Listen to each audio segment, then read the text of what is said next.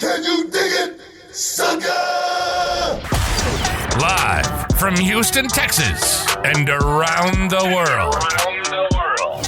Join the 6-time World Heavyweight Champion, 2-time WWE Hall of Famer, and WWE NXT announcer, Booker T. Booker T.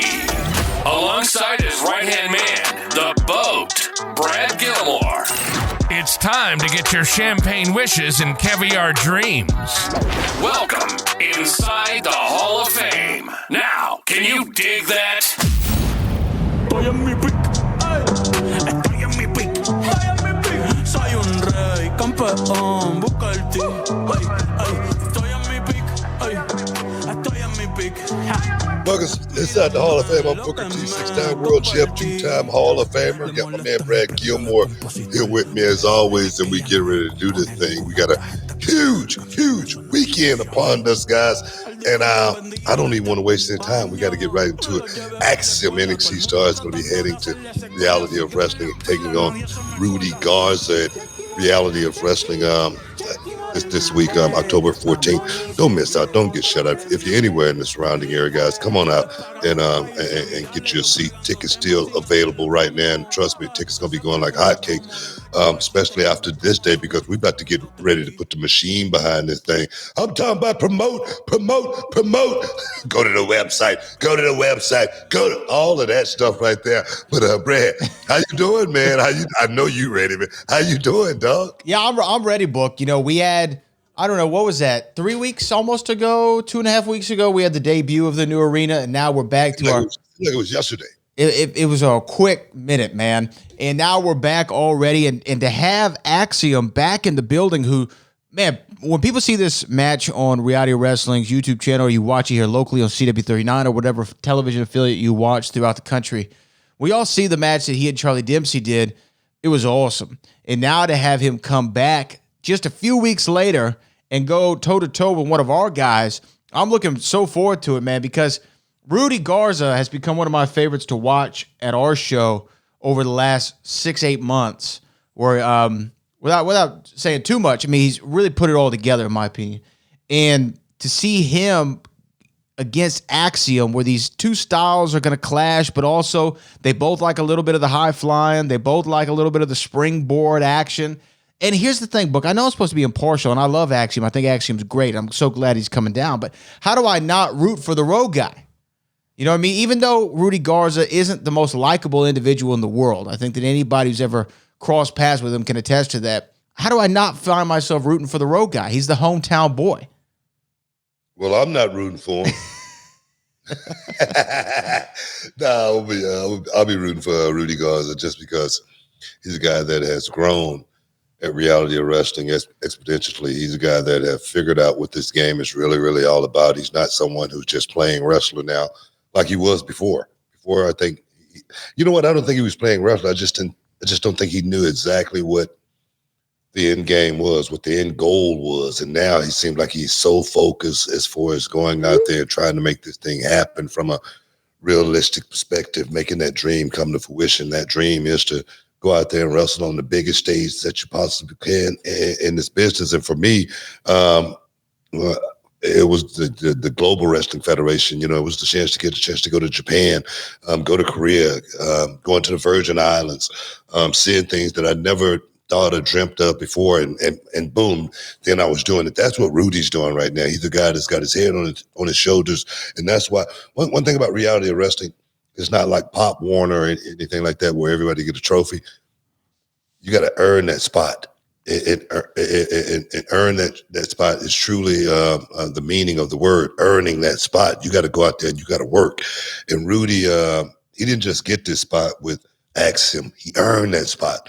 So for me to be able to bless my guys that's working hard, that's putting in that extra work, you know, Rudy came up just by showing up dressed better than all the boys. That was his first come up. And now I look at this kid understanding what not winning is all about, but what losing is about, what this game is truly all about. Those are the guys that I'm looking for at Reality of Wrestling. Hey, man, you can see Rudy Garza take on Axiom this Saturday at the Reality Wrestling Arena. Tickets available right now, realitywrestling.com, 9300 M&F Lowry Expressway. Yeah, baby. Oh, yeah. Right down the road from the old arena. So if you've ever been to the old arena, we're literally, I mean, you're a minute away. You're a minute away from new action. Welcome back inside the Hall of Fame, guys. Had to have a little snack there in between the break. But we are coming to you from ESPN 975-925, talking to you everything wrestling and in between. I just want to put something out there. You guys know I'm taking the AG1, right? Mm-hmm. All right, you know I'm taking AG1, and it's gotten me feeling real good. Clarity and everything is much better. Gut health is definitely much better. They sent me a big package, and they've been taking care of me. Manscaped, I got a big box from Manscaped taking care of me. But that is right there. And I'm waiting. Promo code Booker T, by the way. I'm waiting on the Blue Chew. when is it going to get here? I just want to put that out there in the air, so maybe, it could come to fruition. Maybe it could show up sometime real soon. I'm just saying. That's the only one that I haven't gotten in the mail just yet. I don't know if I need to go to go online and do some put in the code, promo code, what? But, well, I think you have to have a consultation, right? I mean, but I'm working here. I'm working. Seems like I should get a test run without the consultation. You know what? Look, if you go to bluechew.com, use promo code Booker, obviously, you get free shipping or $5 shipping, but a free trial of Blue Chew. So we think that you should do that. And by the way, the Manscaped stuff I just got in the mail today. Get 20% off plus free shipping when you use promo code Booker T at manscaped.com. Look at this. Well, look at this. This is the Lawnmower 5.0 Ultra. 5.0 for a 5-time champ, right? It is a groin and body hair trimmer, just for everyone who wants to know what Manscaped is. Has a dual temp LED spotlight. It's waterproof. Come on, man. Look, and I'm going to tell you, with the spotlight on there, you ain't going to miss nothing. You understand what I'm saying? I'm serious, man. You won't miss a thing with that spotlight. Nor should you. That's what I'm saying. Nor should you.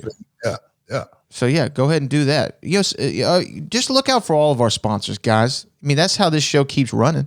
You know what I mean? We run from the sponsors. We need your help here. Everybody listening, go try out Chew It and Do It. Try out Manscaped. Try out AG1. Try out Game Time. The Blue Chew. Do it all, man. And you know what? If you sign up for one of these things with our code, screenshot it. All right. Send it to Booker and I on X, on Instagram. We'll shout you out. We'll repost you. We'll do all that. We want to know. We want to know if y'all are doing what we're saying, because Book, we only really take on sponsors that we actually approve. We got to approve the sponsors, and we make sure that we like them. That's why we got the Lawnmower 5.0. That's why we got the AG1. We want to use it so that we know if we like it, and that's why we recommend it to you all. We got to use it, man. Booker, you're a little too excited about Blue Chew, man. The rocket, man. I know all about Blue Chew. You don't think I'm talking about it for no reason, do you? I've tried it before, and trust me, it works. Yeah, man. But we gotta move on. What's going on in wrestling? Go ahead. Well, I was going to ask you more, though, about Fastlane, because during that's what I want to talk about. That's exactly what I want to talk about. There's a few things that happen from Fastlane, but we got to address the most hot button issue first. Yeah. All right. Let's do it. This is the most hot button issue that everyone's talking about coming out of Fastlane from Indianapolis, Indiana, the premium live event. People want to know about the beef that's going on, one of the hottest rivalries in the history of the company, between Wade Barrett and Booker T. Y'all are going after each other for the Trick Williams ad-libs.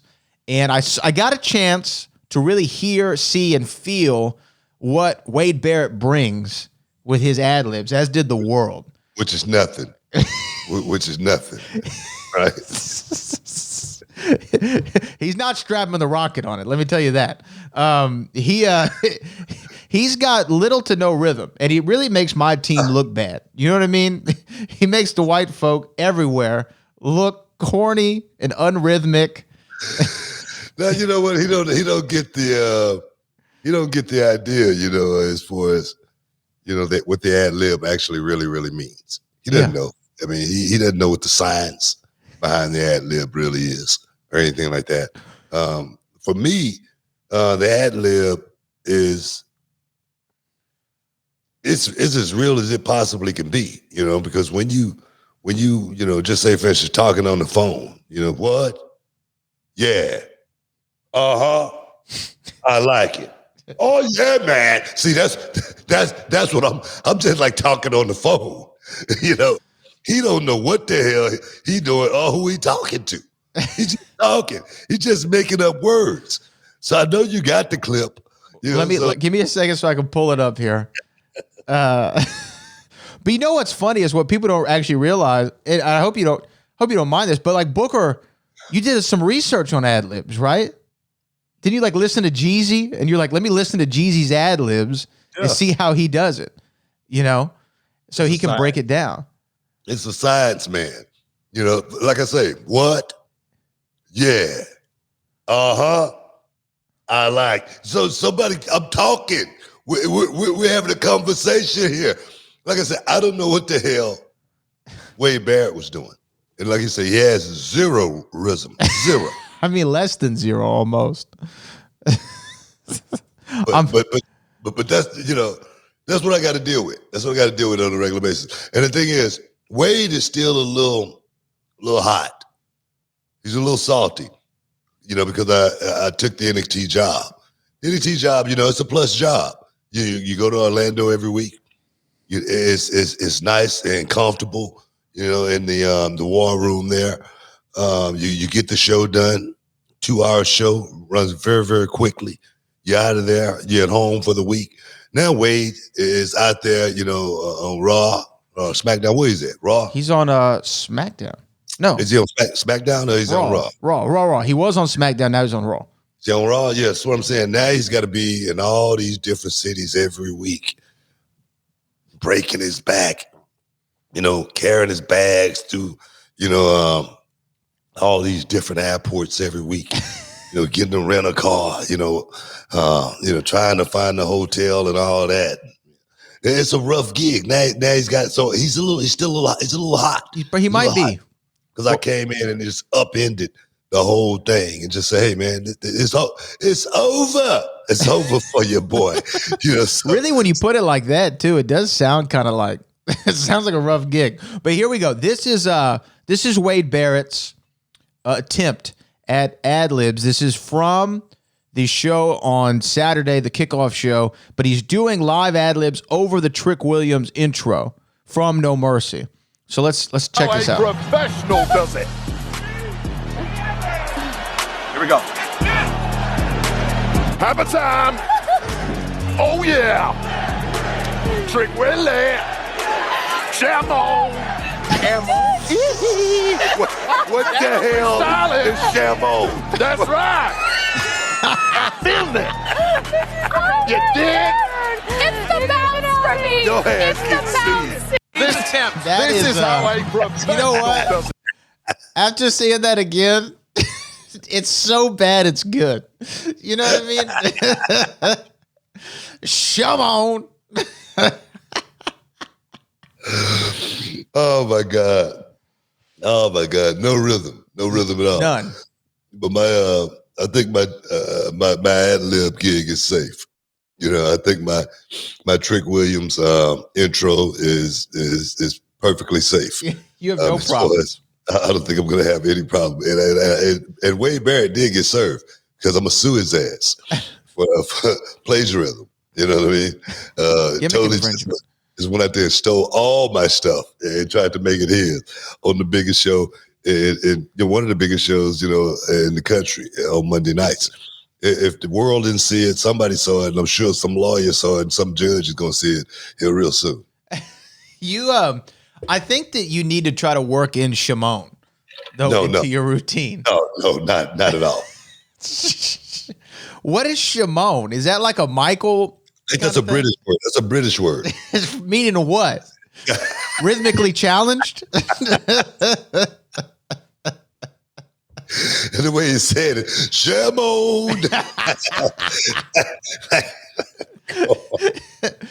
Wait a minute. It is one of the most ridiculous clips I can remember seeing in recent memory. And it's so bad that it is kind of good. And it's so bad, I think we need to see it. Can we do it one more time? Just for the people. For the people, I got to hear it one more time. This is the Wade Barrett ad libs. This is how a professional does it. Here we go. Have a time. Oh, yeah. Trick Willie. Shamon. What the hell Stylish. is Shamon? That's right. I filmed it. You dig? It's the bounce for me. Go ahead. It's the bounce. Man, that's bad. Shamon. And then he hit a hee. He's trying to do a Michael. He's trying to do like a Michael thing. I think so. I think that's what that was. He's trying to do like a Michael. Oh, the Shamon and the hee. Okay, I get it now. Oh my God! Hey man, that's Wade Barrett's at his finest right there. But you and Wade are good. No more beef.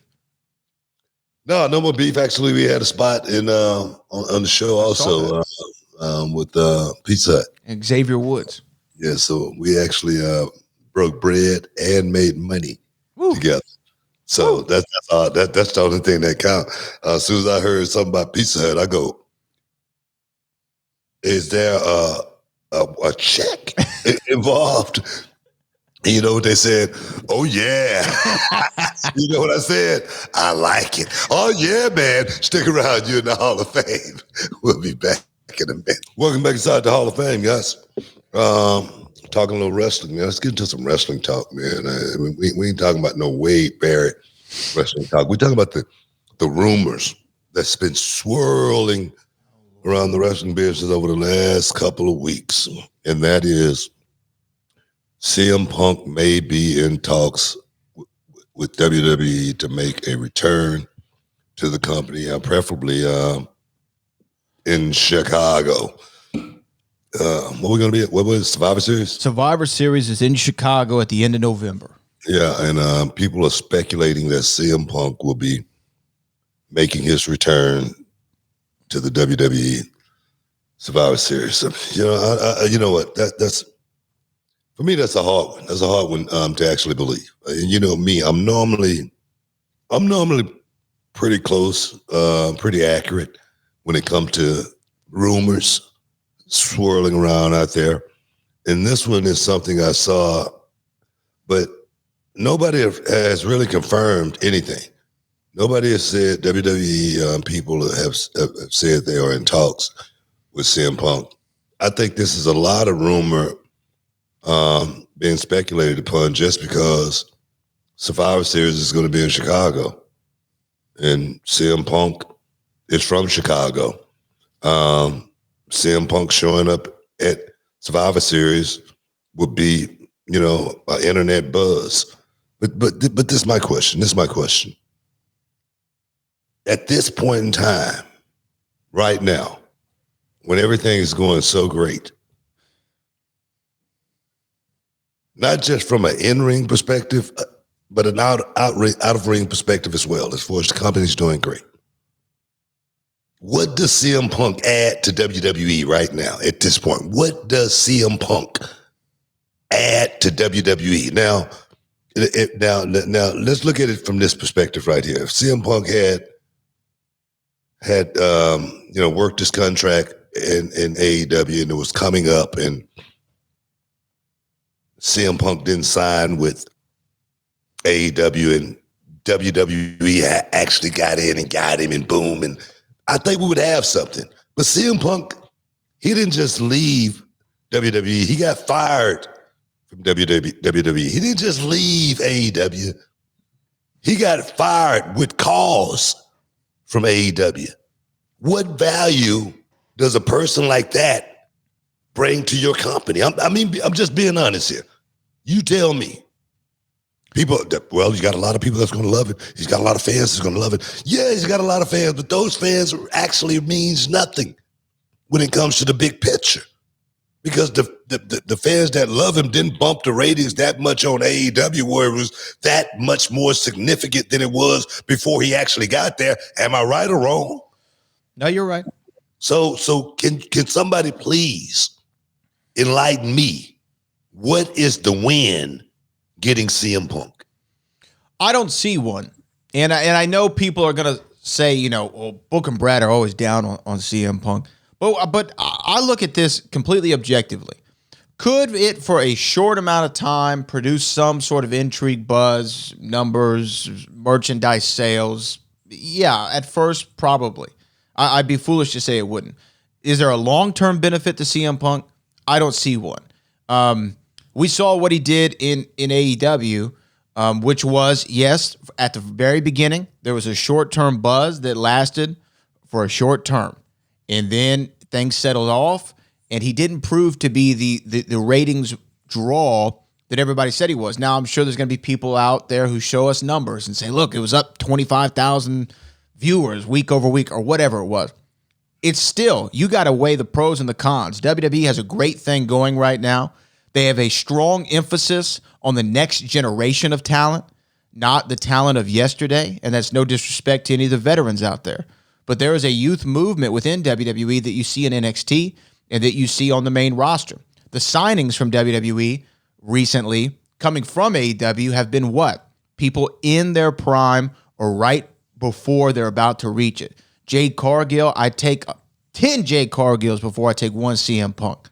And now, all due respect to some of the other people out there, I listen to some podcasts, from people who claim to be veterans in this business and know a thing or two, and they say, oh, bring CM Punk in, put the title on him, have him win the Royal Rumble, put him in the main event of WrestleMania against Cody Rhodes. And all due respect to those people out there, what the hell are you smoking?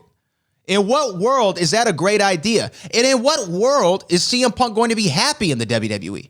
Guess what they did in AEW? They gave him his own show, and he got fired a few weeks later. You think that he's going to go with the program when they say we want you to lose to Seth Rollins or Roman Reigns or put over a young guy like Carmelo Hayes, just to name somebody randomly? No, he hasn't been happy with anything he's ever been given, ever, unless he is the sole focus on every segment and being the main event with the world title at WrestleMania and at every pay-per-view. He's not going to be happy. Why would you take a risk of disturbing your ecosystem by throwing a hurricane, and a volatile one at that, in the middle of it? It's the most ridiculous idea I've ever heard. Having said that, if WWE wants to do it, by all means, go ahead and go for it. If they see some monetary value in it in a short or long-term basis that I'm not seeing, that's great. But for me, having never spoken to the man, having never talked to CM Punk, just judging him off what I have seen over, and I'm not talking about from stories, just from what I've seen, from what I've seen him say. This is not a guy that I would want in my company. No matter how popular he may be with a contingent of fans in the pro wrestling community, no matter how many t-shirts he might sell, WWE can sell more. They just merged with the UFC. They're worth $9 billion. All right? What are they going to give him? What is he really going to bring except for a couple of cool matches here or there that the fans might have always wanted to see? There's no long-term benefit to CM Punk. Stay far away from him. Let him fade into obscurity. Let him write some comic books, walk his dog around Chicago, and be happy with it. Because that's not something that I want to see in my locker room, and I'd be surprised if WWE wants it in there. Well, I mean, I agree with you 100%. Except for one, I don't know what cool matches are you talking about. Well, I'm sure that if I sat here and thought about it, there'd be a couple people. What I'm saying is, CM Punk, his better wrestling days are behind him. All right? I mean that's just fact. He's not getting any younger. CM Punk now, 44? Yeah, I think he's 45. 45, and I know people are going to say, well, Bobby Lashley is 45, and no one's saying that about Bobby Lashley. When you look at Bobby Lashley First of all, that's all you got to do is look at Bobby Lashley. Bobby Lashley take his shirt off. The only thing you're saying is, damn, this guy looks good. That's the only thing you're saying. It's a vast difference in that 45 and this 45. Totally. As far as the work goes, Bobby's work rate is nowhere near decline to where you would say, well, this guy's too old to be wrestling. Agree with me, disagree with me on that. And one could say the same thing about CM Punk. But the one thing I am saying is, have CM Punk lost a step? Is CM Punk the same? CM Punk, when he was in WWE, was that match CM Punk against Samoa Joe the same CM Punk Samoa Joe match that they had in Ring of Honor? No, it isn't.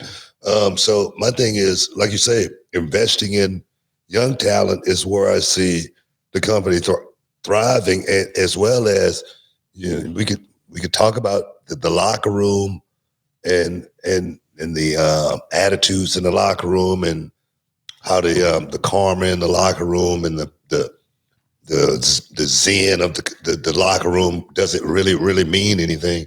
Oh, hell yeah. It means a whole lot.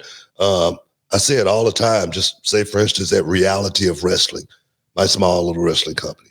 When there's one loose link in the chain, we take that link out and we get rid of it every time. We just keep rolling. And the show don't stop, not one bit. It doesn't even slow down at all. And that's the problem, I think, you know, bringing in someone like CM Punk.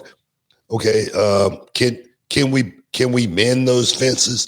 Of course we can, but do we want to go through having to try to mend those fences? And why?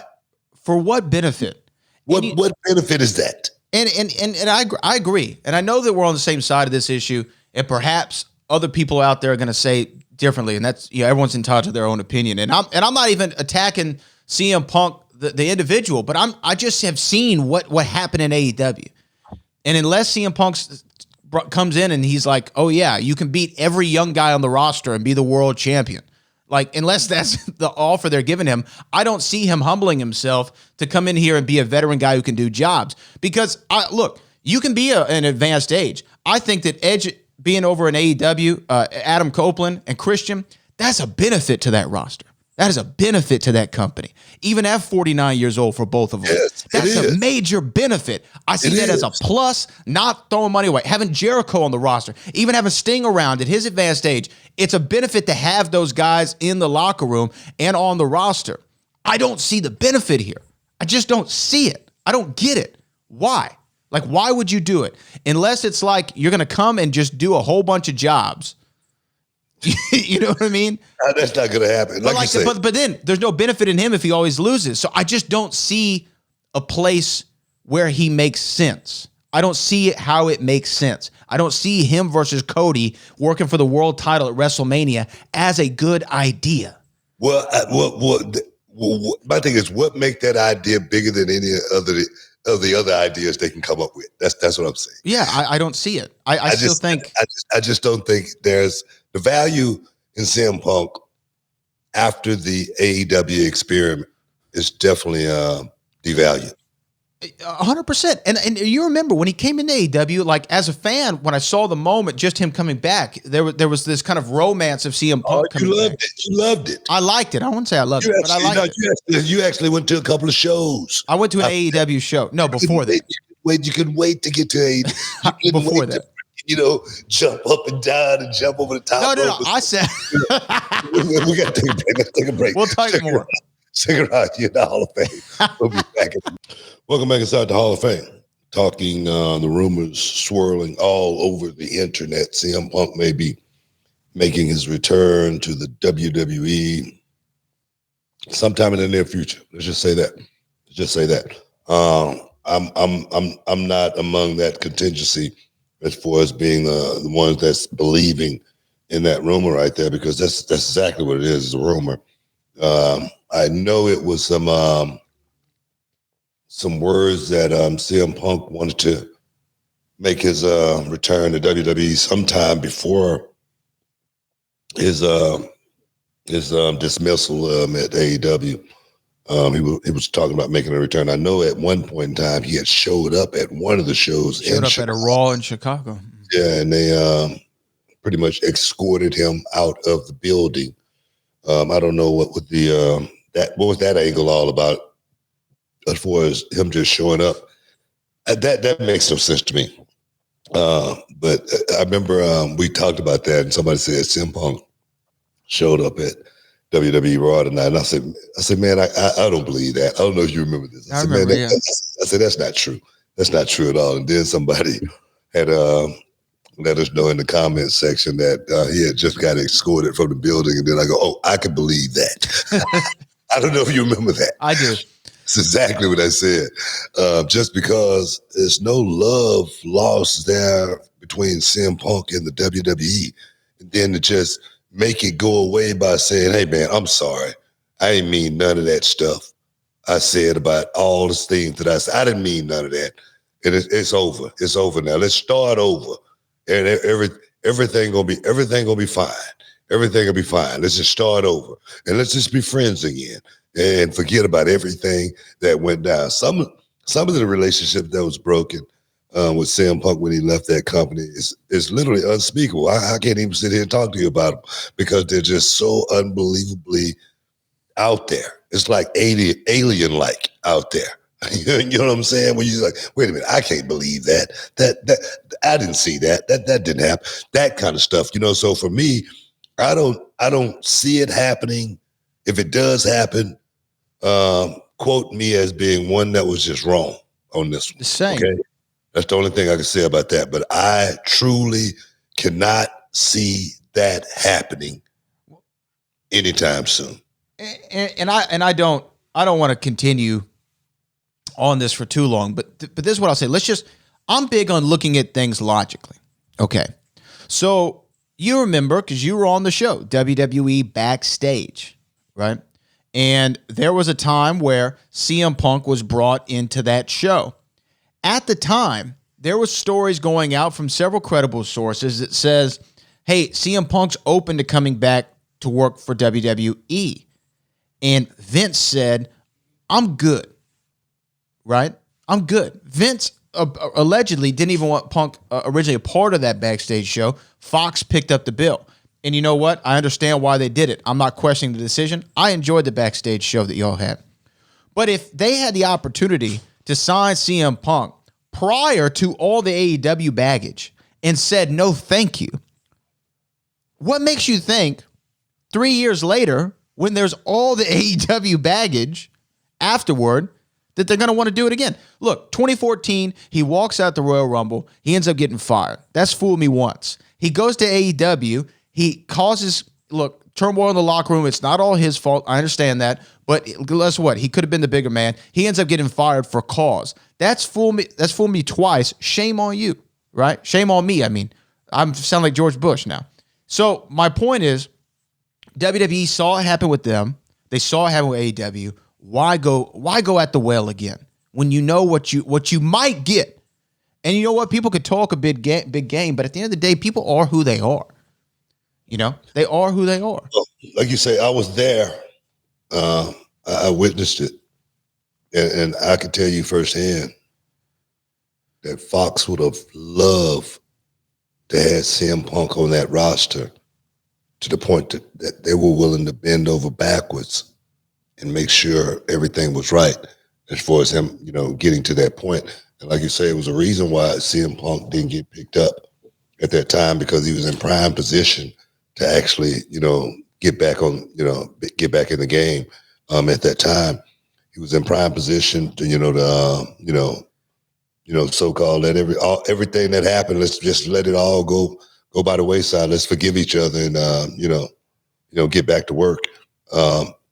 Working on that show seemed like that was a bridge that should have been so easily to cross, but that bridge didn't get crossed for a reason.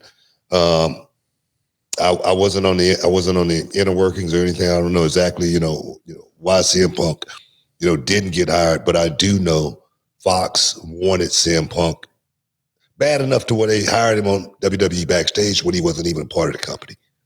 Right. A show called WWE. backstage, right? Exactly my point. Yeah, that's exactly my point. I mean, so they didn't bring him on WWE backstage because, they didn't want him. They really felt like CM Punk was going to bring something really, really big, not just to WWE, but WWE backstage. That's what I mean, our ratings didn't go up, significantly when CM Punk was on WWE backstage. Yeah. I don't think the ratings went up actually at all. And when CM Punk was on WWE backstage, if it did, somebody can get me the numbers on that. But that right there was an experiment, and it just an experiment that if WWE I think wanted CM Punk, they could have gotten him. It just didn't work out for certain reasons. So look, is it possible? Anything in this business is, right? We've probably learned never say never. If I was the decision maker, looking at the pieces where they lay, looking at how my business is doing right now, looking at how my locker room's doing, looking at the morale, I would tend to say no. I would tend to say no. But you gotta literally you gotta look at stuff like this with a grain of salt. You gotta take it with a grain of salt, just because these stories that a lot of these guys be writing, they just be making up stuff as they go along. They're saying that it's rumor, and the rumor could be they're the ones that's making up the rumor. As far as something like that happening, just like we was talking about last week, as far as that one article that came out about Trick Williams, Carmelo Hayes, and Mustafa Ali, and I'm like, man, if this article is anywhere near accurate, these are the people that's killing the business. And if it's not accurate, these are the people that's killing the business. You know what I mean? So I say take it with a grain of salt as far as that rumor goes, because me personally, I really honestly truly feel like that's one of those planted rumors by somebody that's wishing that this may come to fruition, CM Punk coming back home to WWE. Yeah, I couldn't agree more. So only time will tell. Survivor Series is right around the corner in Chicago. And look, like you said, we'll be the first ones to say we were wrong about it. And you know what? Maybe maybe in April at WrestleMania 40, CM Punk will be wrestling Cody Rhodes for the world title. No. And I'll have egg on my face. No. But think about this here for one moment. Just think about this for one moment. If this idiot who wrote that article saying the rumor are CM Punk is in talks with WWE, just think if that rumor wasn't swirling, and just think for a moment that CM Punk did show up in Survivor Series in Chicago, how big would it be if we didn't hear this stuff like this? Yeah. How excited could that moment actually be? Yeah. If we didn't hear about stuff like this. Come on, seriously, for a minute, just think about it. Think about that for 1 second. CM Punk shows up in Chicago. Come on. You don't think you don't think it'll be a moment? Of course it'll be a moment. It'll be a huge moment. It'll be a huge moment. So much so than hearing about this rumor. And then it actually happening. And apparently, according to the chat, this rumor was started by the chief rumor starter. We don't even need to say his name. You already know who it is. You know what I mean? The chief rumor starter has been swirling rumors for 30 years in this business or longer. 40 years. 40 years. Yeah. So, it's no surprise there. And can you just clear this up again? Wow. You have, because I see people in the chat saying it, you have no ill will toward CM Punk. You don't have a vendetta against him. I don't know why people throw that out there all the time. Zero ill will towards him. This is not personal. This is not a personal thing. If this was anybody, if this was Chavo Guerrero, we'll be saying the same exact things. You got to understand, guys. A lot of stuff I don't even talk about on this show. Most stuff that has happened in the locker room, I don't talk about it on this show. I don't bring it up because it's stuff that happened in the locker room. Stuff that happened in the locker room is like Vegas, man. It should stay there. I shouldn't be talking to people that have no axe to grind or anything to gain about situations that happen in the locker room between the boys. I just don't. As far as everything that I'm saying about CM Punk, it's just constructive, from a constructive perspective, as far as a guy that left the company, not just left the company on horrible terms, okay? Stayed away for 7 years to the point to where, you know, he hated that company so much he was never going to go back. AEW started, boom, this is something great. This is something huge. Let me go be a part of this. It shut them down. And then they end up firing him too. That's the only thing I'm talking about. I'm not talking about anything that hasn't been out in the public eye, that, you know, guys have reported on.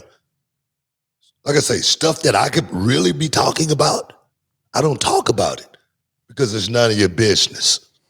That's the reason why we don't talk about it. Stick around. You're in the Hall of Fame. We'll be back in a minute. Can you dig it, sucker? And this episode is sponsored by Blue Chew. Guys, let's talk about it. Let's talk about sex. Hey, you remember when you was always ready to go? I'm talking about strapping the rocket on it, man. Going straight to the moon. I'm talking about getting it done. If you want that extra confidence, I got something for you. Listen up. BlueChew.com. Blue Chew is a unique online service that delivers the same active ingredients as Viagra, Cialis, Levitra, but in a chewable tablet at the fraction of the cost. But the great thing, Book, is you can take it any time, day or night, so you can plan ahead or be ready whenever an opportunity arises. The process is simple. You sign up at BlueChew.com, consult with one of their licensed medical providers, and once you're approved, you'll receive your prescription within days. The best part, guys, it's all done online on the internet. So there's no doctor's visit, no awkward conversations, no waiting in line at a pharmacy or any of that. And the thing is, Book, Blue Chew's tablets, they're made right here in the USA and prepared and shipped direct to your door in a discreet package, so no one is the wiser. You know, let's just get it out there, guys. Blue Chew wants to help you have better sex. Discover your options at BlueChew.com. It's like this. Chew it and do it. And we've got a special deal for our listeners. Try Blue Chew absolutely free when you use promo code Booker at your checkout. Just pay $5 for shipping, man. That's BlueChew.com and use promo code and receive your first month absolutely free, man. Visit BlueChew.com. Use promo code Booker to receive your first month absolutely free. Visit BlueChew.com for more details and important safety information. And, you know, we want to thank Blue Chew for sponsoring the Hall of Fame podcast. Chew it and do it. Can you dig it, sucker? All right, everyone, it's Booker T and Brad Gilmore here, and we've got something exciting for all you sports, comedy, music, and theater fans out there. We're talking about Game Time, the fastest, easiest way to get your hands on tickets to your favorite events. That's right, Book. We love all those spontaneous, unforgettable moments, and Game Time is here to make them happen. Whether it's a last-minute decision to see a game or a sudden urge to catch a live show, Game Time has got you covered, giving fans access to tickets even at the last minute in over 60 cities across the United States and Canada. Hey guys, this ain't about getting in. This is about getting the best seats in the house. With Game Time, you can see images of your seat before you buy it. So no surprises there, guys. You can score tickets swiftly. Skip the line, guys. Just dive straight into the moment. Absolutely. And listen to this. Game Time guarantees the best prices. Find tickets in the same section and row for less elsewhere. Game Time will give you a credit of 110% of the difference. So there's no reason to wait, Book. So whether it's the thrill of the game, the laughter of the comedy, the rhythm of the music, or the drama of the theater, guys, don't let the opportunity skip by. Choose Game Time. Grab your tickets and just enjoy the moment. Live should be spontaneous, Book. So guys, don't miss out. Check out Game Time now on their app or at gametime.co. That's gametime.co. Take the guesswork out of buying tickets with Game Time. Just download the Game Time app, create an account, and use the code Booker for $20 off your first purchase. Terms apply. Lowest price. Guarantee. Oh, yes.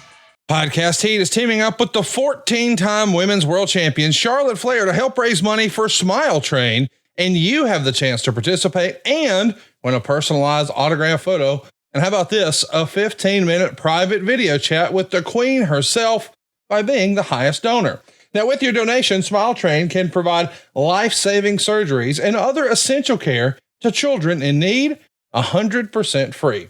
A donation of just $21, probably less than your weekly Starbucks spend, can provide one cleft repair surgery. Without treatment, children with clefts may struggle to breathe properly, often severely malnourished due to trouble eating, and many face long-term psychological trauma as a result of relentless bullying. No child deserves to feel like an outcast, so join Smile Train Global Ambassador Charlotte Flair in becoming a champion of smiles.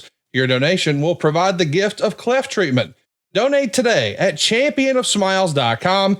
And remember, the highest donor will receive a personalized autograph photo and a 15-minute private video chat with Charlotte. Together, we can change the world one smile at a time. That's championofsmiles.com. Welcome inside the Hall of Fame. I'm Booker T, 6-time world champ, 2-time Hall of Famer. Got my man Brad Gilmore here with me. And we ready to do this thing, guys. Coming to you from ESPN 95925.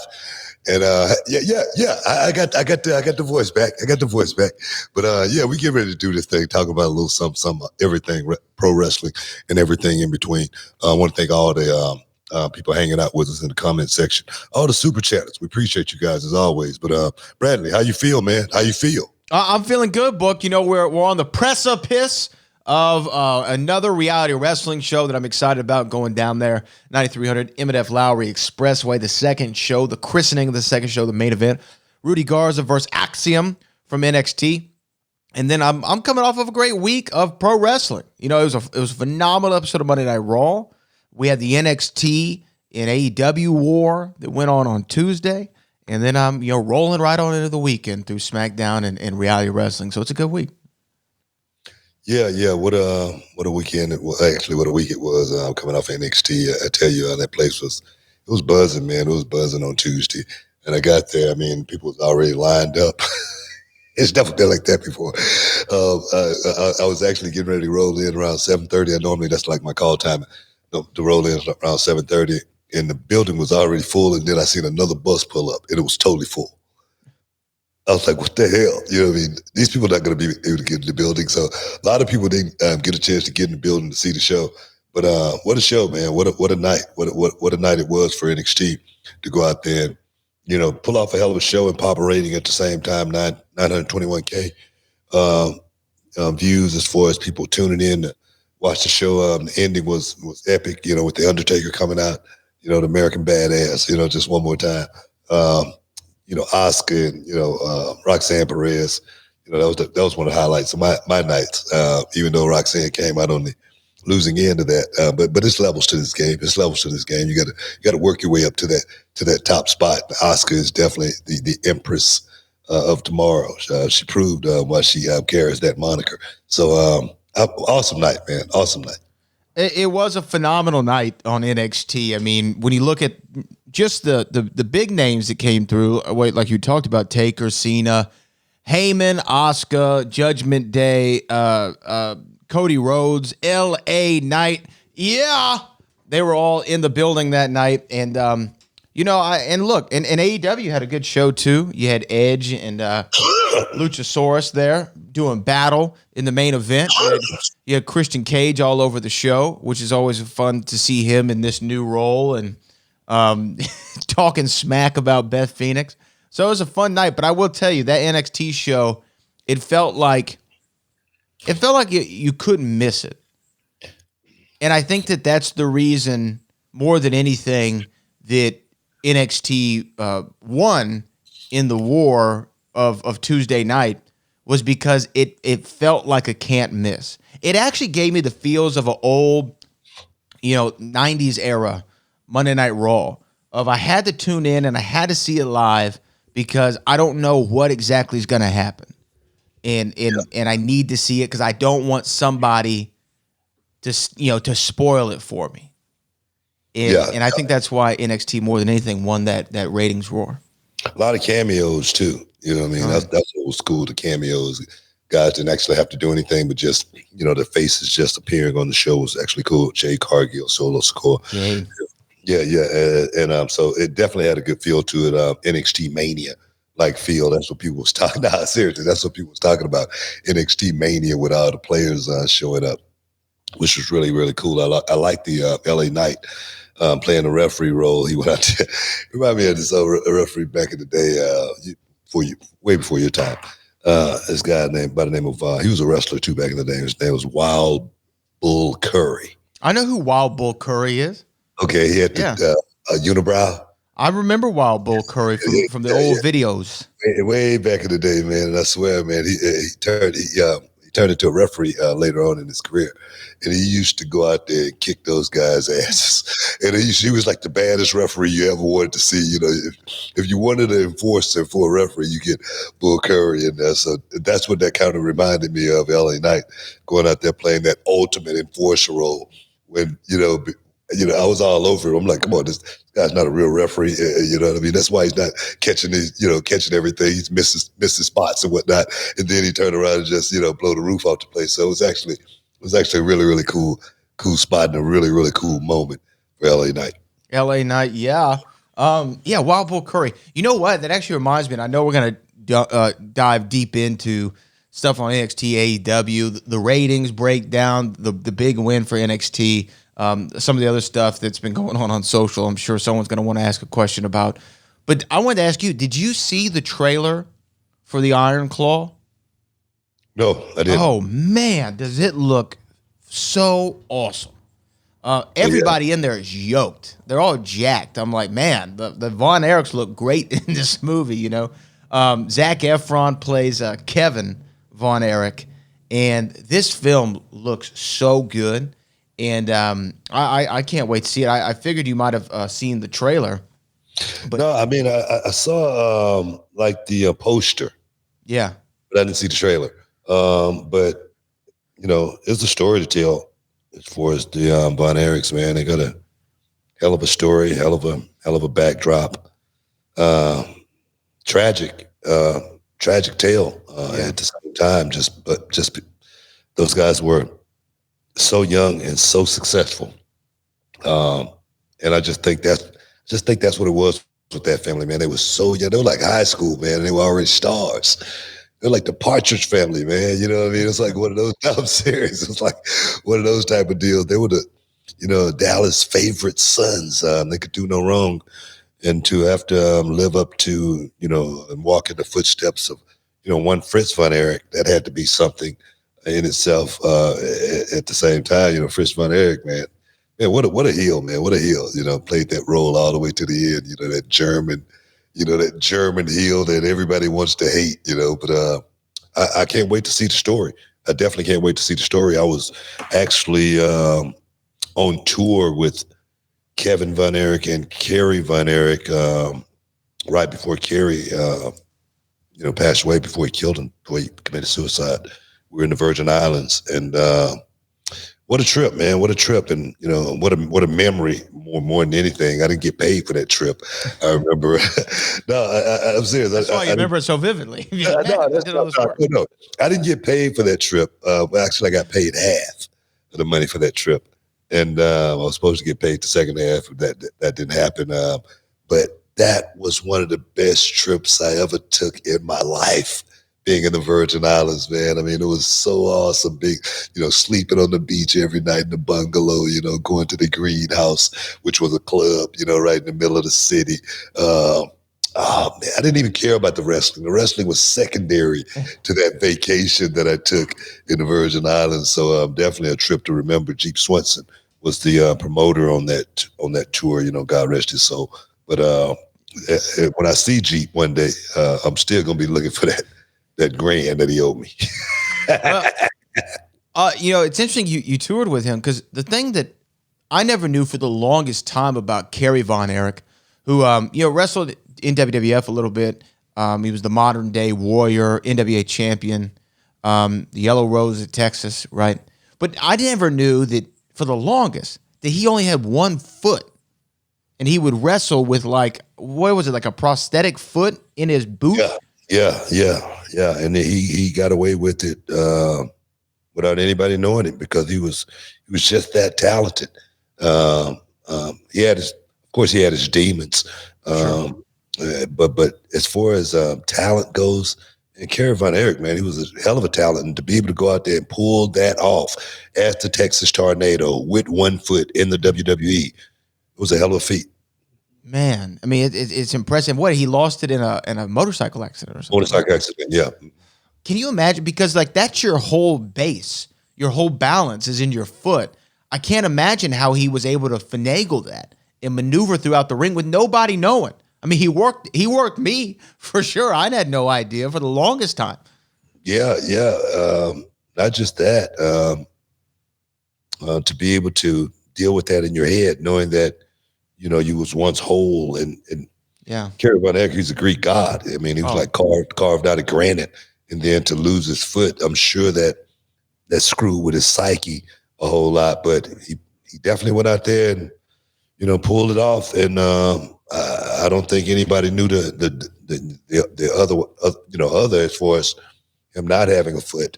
That just goes to show you how passionate he was for the business. Just goes to show you how passionate he was to want to get to the WWE, being that guy who had pretty much dominated the Texas scene. He couldn't get any bigger in Texas, and then to lose his foot, and then that's the time he makes it to the WWE. It had to be a sobering experience. My mother, and I could be getting the location wrong, but she told me one time that the Von Erich boys came to Houston and they were at Astroworld, and she said and she happened to be there, and she said it was like the Beatles were in town. Everybody was mobbing them. They had to have security, like push people away so they could just get on the rides while they were there. It was literally like Beatlemania, Elvis Presley, whoever you can think of. And I know for people that probably sounds strange, but that's just how huge they were of stars. And every girl, loved at least one of the Von Erichs, if not all of them.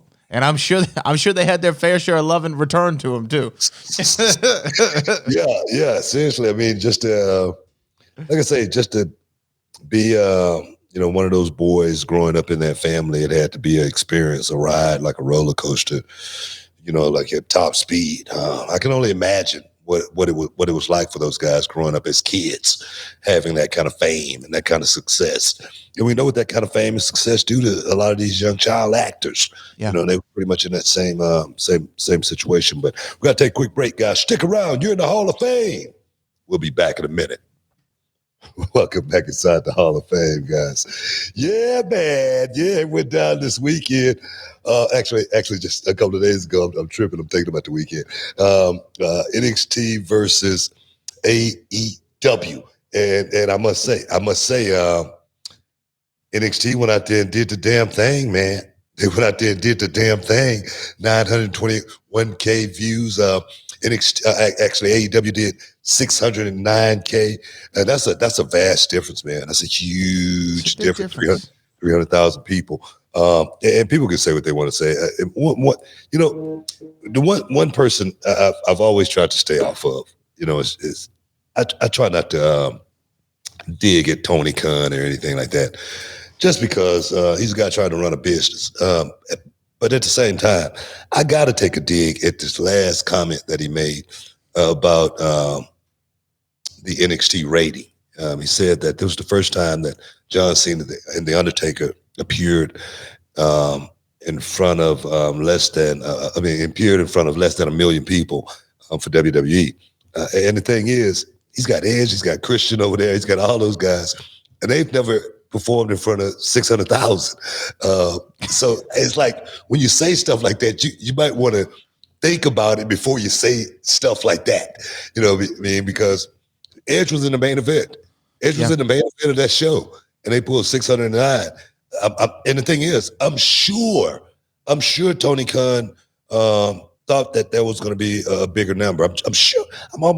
I can't be positive on this, but I would imagine that Tony Khan would have imagined that AEW Dynamite probably would have got a bigger number.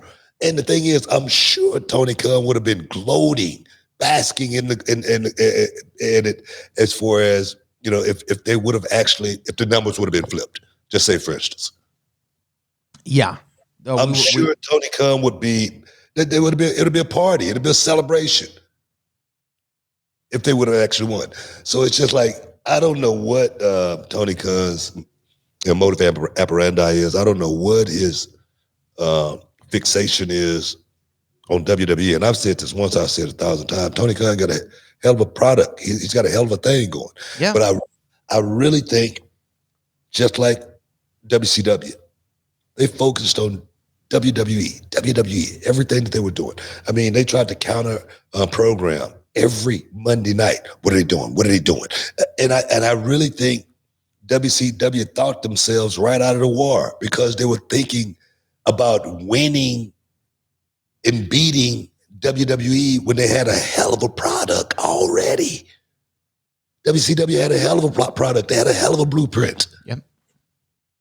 But when Eric Bischoff went out and started signing every guy that was out there, I thought that was a bad blueprint. Guys were on the roster, just like in AEW, that we didn't even know was on the roster. I just saw a couple of guys just got let go from AEW. I didn't even know who they were. Oh, I didn't see that. Yeah. It's just like a couple of guys go, maybe the contracts ran out or something, and they went on and let them go. But I didn't even know those guys. And it's a lot of guys on the roster that's just on the roster.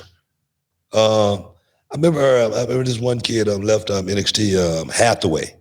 Remember him? He was a manager. Yeah, Stokely Hathaway. Stokely Hathaway. Mm-hmm. He's still in AEW. When the last time you seen Stokely Hathaway? I can't tell you when the last time was. I mean, I don't know how long ago. It could have been. That's my point. That's my point. I really think if that dude focused on what he got, he would be in his own mind space. I think he would be in such a better place than to be thinking about WWE and waking up in the morning and sending out a tweet or thinking about the show and sending that right there has to be nerve-wracking. I'm just saying.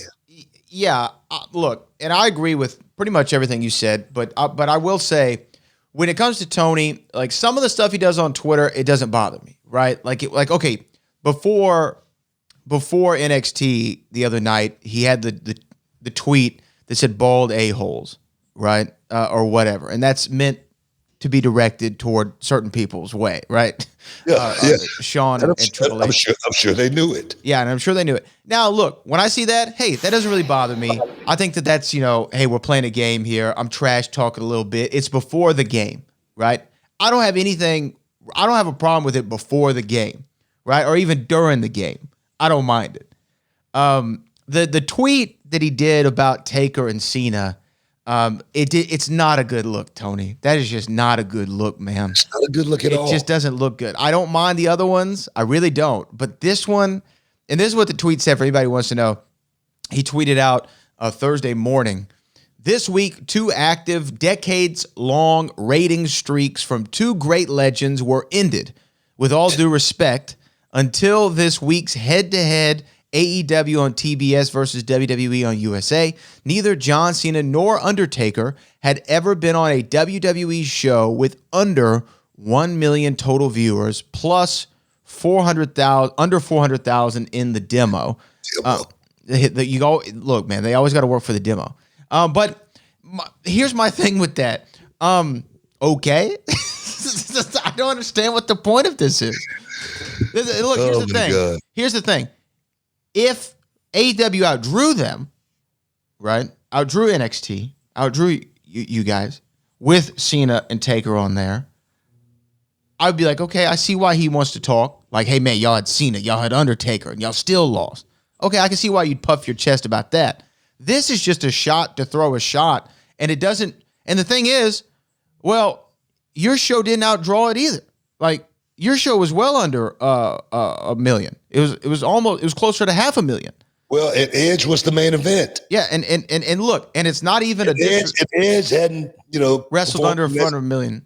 Less than a million easy, right? Right. I agree, 100%. So it's just kind of one of those tone deaf. Well, let's just say this: he definitely haven't wrestled in front of 600,000 in WWE. Right, ever. He definitely have never done that. That's a record. That's a record. That's a decades-long record too. It's more than a decades-long record. And it's not anything to do with Adam Copeland. It has nothing to do with Edge. It has nothing to do with him or Christian or Jericho. It's the comment. That's all. It's the comment. That's the only thing it has to do with. And when I read it, what you're saying was one of the first things that came to my mind. I was like, Tony, here, you're being a little tone deaf, my guy. Like, and again, and I know he put all due respect, two great legends, so on and so forth, but the tweet was so unnecessary. It was so unnecessary. And all that makes people do is go, oh man, this Tony Khan guy, man, what is Mark? That's what they say. Right. And that's not you saying that, it's not me saying that, but that's what people are going to read into that. This is supposed to be the boss, but he's acting this way. Yes. And we've mentioned this before. The only criticism I can really have of Tony Khan is sometimes the way he conducts himself on social. Again, I don't mind the trash talk before. I kind of like it, to be honest with you, especially if you're really believing in your product, right? And you want to trash talk a little bit. I don't mind that as much. You know what, man? You know what? I just don't see the big picture. I don't mind trash talk. Right, I don't either. I don't mind the boys trash talking. Mm-hmm. When the boss is doing it, so don't you think don't that feel a little childish to you? I mean, you could see it as childish. I mean, can you imagine if Dana White was going back and forth with Scott Coker? Well, yeah, that wouldn't happen because it's the other way around, right? Like typically the number one dog doesn't do it the other way. You know? Like you remember like when WCW was on top, Bischoff would take shots at Vince all the time. When WCW was on top, Vince would take shots at WCW. Well, Vince didn't actually ever do anything. People on the show may have done it. But I don't remember Vince McMahon ever really actually being in a skit about WCW. Maybe not a skit. I know he said something about WCW on TV. Maybe in an interview, but not on television. Never. I don't remember. I feel like he has. I could be wrong. I just don't remember that happening. I just remember Vince McMahon being above that and letting people do that for him. I remember, the skits done about the Nacho Man. Exactly. I remember all of that stuff. You know what I mean? The Hogan stuff. I Billionaire remember that. Ted. Yeah, I remember all that stuff. But I feel like Vince may have said something. Vince McMahon was not in any of those skits. And the thing is, me personally, there again, I don't mind when the boys are doing it. Let me say this. It's not that I don't mind. I just don't see a place for it, really. I just don't see a place for giving the other company free advertisement on a regular basis, especially a company that's beating you on a regular basis, and then just beat you with the C show, just beat your A show. Mm-hmm. That right there seemed like, for me is I'm gonna concentrate on what I got, just like me having an independent wrestling company. You're not gonna hear me talk about any of the other independent wrestling companies out there, just because I'm not gonna give them any free press. If I could steal some of their guys that's good enough to work on my show, I'll do that. But I'm not gonna, advertise, hey, I want to get this guy, get that guy. I'm not gonna do that, just because it's a business, and it seemed like the boss would be above the fray of going down in the gutter and doing that kind of like this internet stuff. It just doesn't seem like a boss to me. And I've said this before about Tony Khan, as far as him being a boss, him being a leader. That's what that company I think needs more than anything. And I've said that before, leadership. And Tony Khan going on social media, tweeting, this is not leadership. Yeah. It's just not. And the other thing I thought about is like when talent, has to do interviews and do local interviews or national interviews to promote stuff or whatever, when the boss does this, like it opens his talent up to being asked about it. It does. It does. You know? It does, and then they have to come up with an answer, and the answer may not be politically correct. Maybe something that pisses them off. That interview can go totally, the wrong way. If it's the wrong, just say for instance, if it was a David Schultz and you're asking him a question about the boss, and you feel me, you feel where I'm going. Yeah. So that's what I'm talking about, guys. Stick around. You're in the Hall of Fame. We'll be back in a minute. Can you dig it, sucker? Hey, Book, our next sponsor of the Hall of Fame podcast is AG1, the daily foundational nutritional supplement that supports whole body health. I drink it literally every day, and I know you're drinking it too. Yeah, man. I received the box in the mail, and I said, what is this? And it said AG1. And let me give you a little testimony. I'm a coffee drinker. I've been a coffee drinker every morning for about 25 years. And I drink a big cup of coffee on the way to the airport, and I get on my flight and I still go to sleep. So I realized coffee is not helping me at all. So I say, let me try the AG1. I stopped drinking coffee literally 2 weeks ago. And I drink the AG1 in the morning, first thing. And the first thing I want to do is get in the gym and train. The body transformation has been unbelievable. The energy I have going into my daily routine has been off the chain. So I'm a believer. I'm a believer in AG1. And you know, Book, for me, I was sick of taking multivitamins every day, and I wanted something that was an all-in-one. And with AG1, it's just a scoop in my water every morning. I mix it up, and it's a foundational nutritional supplement that delivers comprehensive nutrients to the whole body. And for me, the benefits of AG1, I can tell you I have more energy, I have better digestion, better gut health, I have more support for mental clarity and focus. I'm locked in for the whole day since I've been drinking AG1.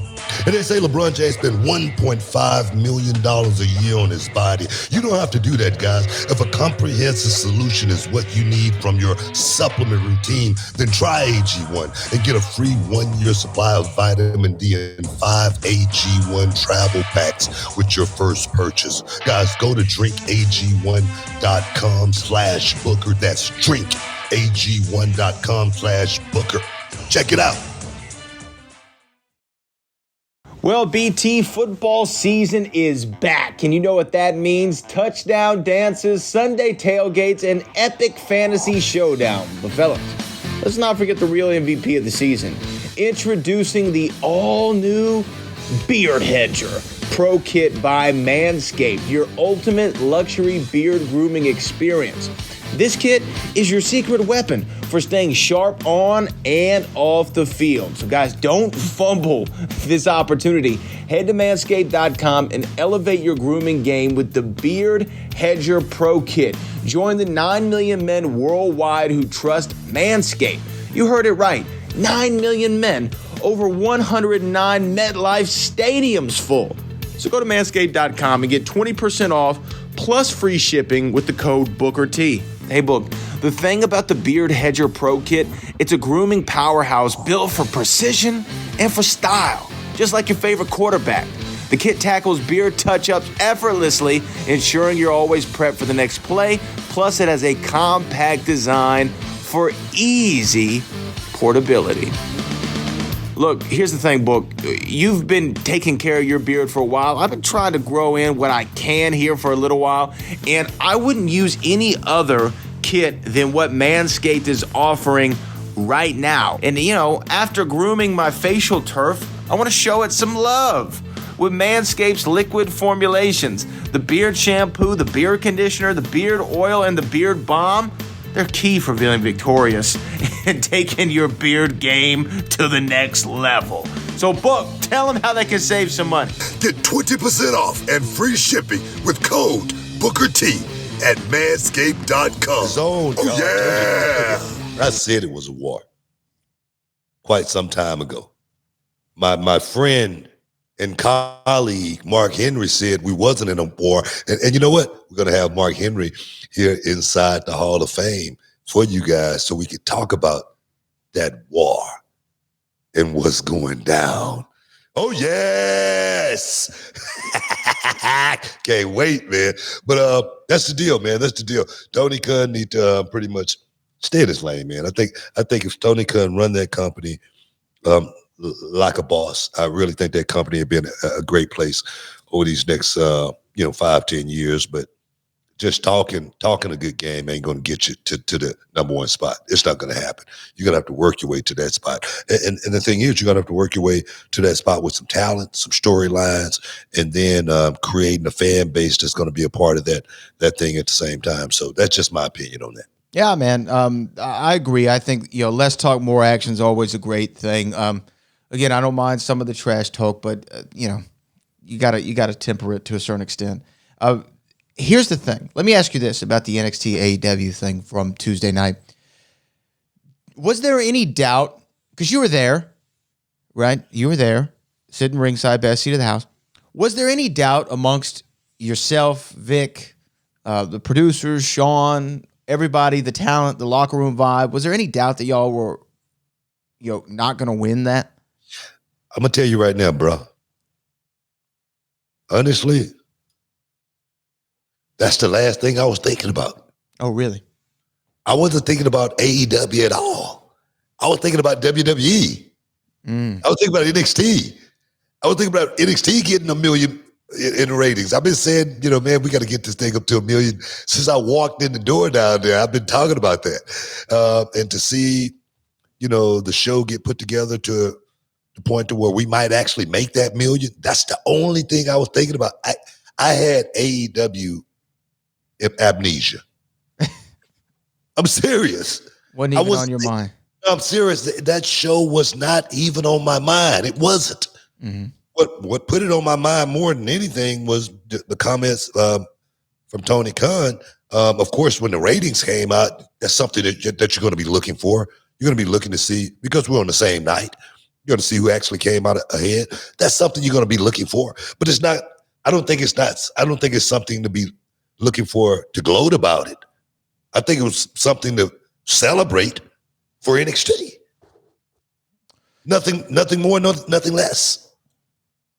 Right. Because, I guess if you remember back when it was, I don't know, maybe a little over a year ago, before you had started, because when you started, it was on Tuesdays. But when they had the Wednesday Night War, right, with NXT and WWE, NXT was, AEW. AEW was winning that. And weekly. There was maybe a week here, a week there.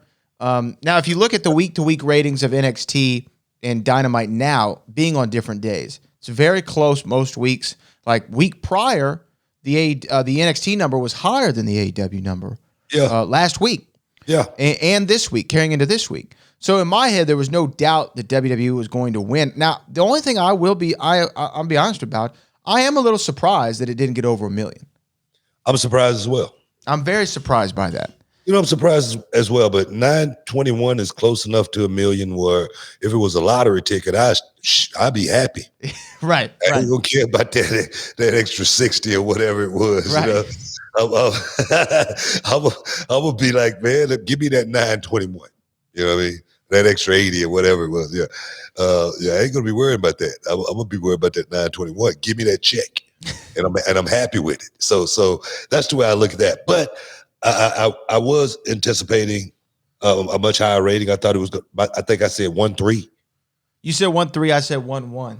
Yeah. So I don't know. Anything close to 1 million is great, but I'm still looking and hoping for NXT to be able to consistently, be around 1 million mark on a weekly basis, and that's just. Creating really, really great shows, I think, more than anything. I think Shawn, I think Shawn, I know Tony Khan was talking about Shawn Michaels not winning the Booker of the Year award. And me personally, I'm hoping and praying that that's the last thing that Shawn Michaels will be thinking about was the Booker of the Year award.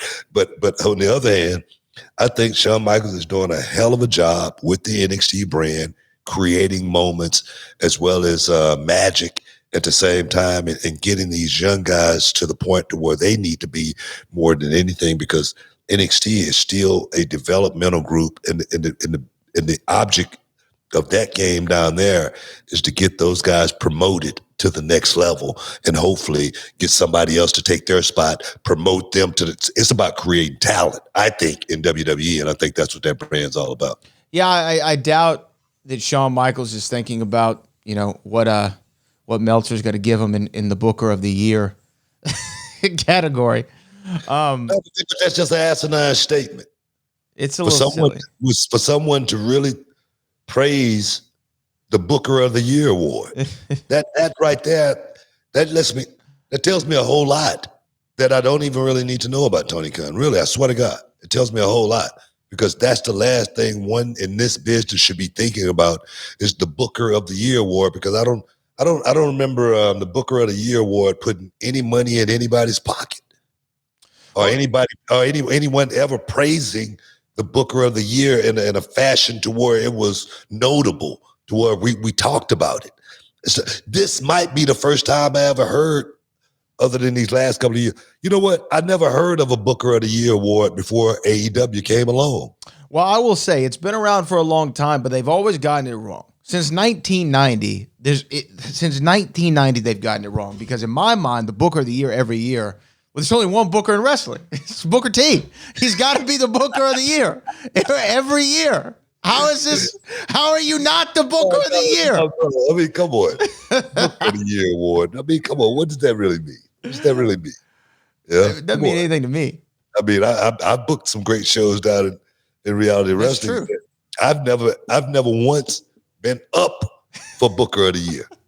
What they ain't no brothers in the academy or what? I'm trying to figure this out, because if anybody looked at my work, has anybody talked to me about?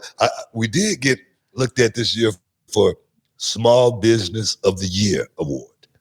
Yeah, we are up for Small Business in Houston, Small Business of the Year award. Oh, well, look at that! Look at that! And hopefully we'll win that, because we have been putting in a hell of a lot of work. We are, a ministry. We're a university. We're a mentorship, and we have produced a lot of young people at Reality Wrestling quietly. Not talking about it, not patting ourselves on the back or anything like that, other than the Road Awards, something that we do ourselves. But it is pretty awesome to be nominated as, Small Business of the Year. That's awesome. Yeah, that is really cool. And I think that we should win that one. But I had never heard much of the Book of the Year award. Now, I will tell you, Shawn, there was a clip of Shawn Michaels going around on social that just had me laughing. It was him, Triple H, and Undertaker having like a conversation. Did you see this clip going around? They're like on a Zoom call or something, and they're having this conversation. And I guess they're talking about the business and the way it was back then, the way it is now. And then Shawn goes, look, I'll say this about the young generation. The best thing about the young generation, and the thing I'm so thankful for, is at least they protected my finish. He's talking about the super kick. I was like, what a great line. What a great line from Shawn. Oh, my God, man. There's no move that's been bastardized more in the last 5-7 years than super kick. Yeah, they put the pop on it and everything, man. I swear to God, man. Oh, man. But you know what? Congrats. Look, here's the other thing. Silver lining, right?